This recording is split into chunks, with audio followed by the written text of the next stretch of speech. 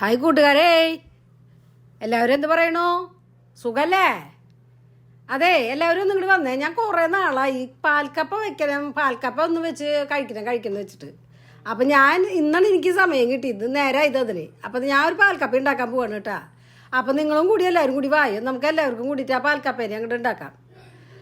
അപ്പം അതിനായിട്ട് നമ്മളെ ഇവിടെ എടുത്തിട്ടുള്ളത് വെളുത്തുള്ളി കുറച്ച് അധികം എടുത്തിട്ടില്ല, ഒരു 2-3 വെളുത്തുള്ളി, പിന്നെ കുറച്ച് അധികം എടുത്തിട്ടുള്ളത് ചുവന്നുള്ളി കേട്ടാ, പിന്നെ ഒരു 3-4 പച്ചമുളകും വേപ്പലയും, ഇത്രയും പിന്നെ ഉണ്ട് നാളികേരപ്പാല്.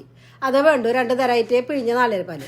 അപ്പം നമ്മൾ കൊള്ളീനെ ഉപ്പിട്ട് വേവിച്ച് മാറ്റി വെച്ചിട്ടുണ്ട് കൊള്ളീനെ കേട്ടാ. എന്നിട്ട് ആ കൊള്ളീനെ നമ്മുടെ ഈ പച്ചമുളകും സാധനങ്ങളൊക്കെ നമ്മൾ എടുത്ത് വെച്ചിട്ടുണ്ടല്ലോ, അതൊക്കെ നല്ലോണം അങ്ങോട്ട് ചതച്ചിട്ട് ഈ കൊള്ളിയിലേക്ക് അങ്ങോട്ട് മിക്സ് ചെയ്യുക. ആദ്യം നമ്മൾ തെമ്പാൽ മാറ്റി വെച്ചിട്ട് 2ാം പാലിൽ ഇതങ്ങോട്ട് മിക്സ് ചെയ്തിട്ട് നല്ലോണം തിളപ്പിച്ചിട്ട് അതിൽ പാകത്തിന് ഉപ്പ് ഇതൊക്കെ നല്ലോണം ചേർത്ത് അത് തിളപ്പിച്ച് ഒരുവിധം കുറുതാവുമ്പോൾ ആ കൊള്ളിയൊക്കെ ഒരുവിധം ഫുൾ ഉടച്ച് കളയണ്ട കേട്ടാ. നമുക്കൊന്ന് കടിക്കാൻ കിട്ടുന്ന തരത്തിൽ ഒന്ന് ഉടച്ചിട്ട് അതിലേക്ക് ലാസ്റ്റ് നമ്മുടെ തെമ്പാലെടുത്ത് ഒഴിക്കുക.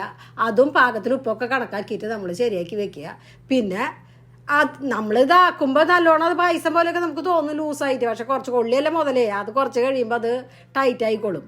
പിന്നെ ലാസ്റ്റ് നമ്മളിത് അതിലേക്ക് കടുക് പൊട്ടിച്ചിട്ട് ഉള്ളി താളിച്ചിട്ട് അങ്ങോട്ട് ഒഴിക്കുക. ഇതാണ് നമ്മുടെ പാൽക്കപ്പ. പക്ഷേ ഈ പാൽക്കപ്പ തന്നെ കഴിക്കാൻ എനിക്ക് അത്ര അങ്ങോട്ട് സൂപ്പർ തോന്നുന്നില്ല കേട്ടാ.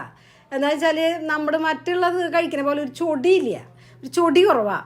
അപ്പം നമ്മളെ നല്ല മീൻകറിയൊക്കെ ഉണ്ടല്ലോ, നല്ല പുളിയിട്ട് മിളക് കറിയൊക്കെ, അതിൻ്റെ കൂടെയൊക്കെ ഇത് കഴിക്കാനാണ് സൂപ്പർ ടേസ്റ്റ് ആവാന്ന് എനിക്ക് തോന്നുന്നു കേട്ടാ. ഈ നാളികേരപ്പാല് ചെന്നിട്ടുള്ള കാരണം കുറച്ചൊരു ചൊടി കുറവാണ്, എന്നാലും കുഴപ്പമൊന്നുമില്ല, കഴിക്കാം. ഇതാണ് നമ്മുടെ പാൽക്കപ്പ എന്ന് പറയുന്നത് മുതൽ കേട്ടാ.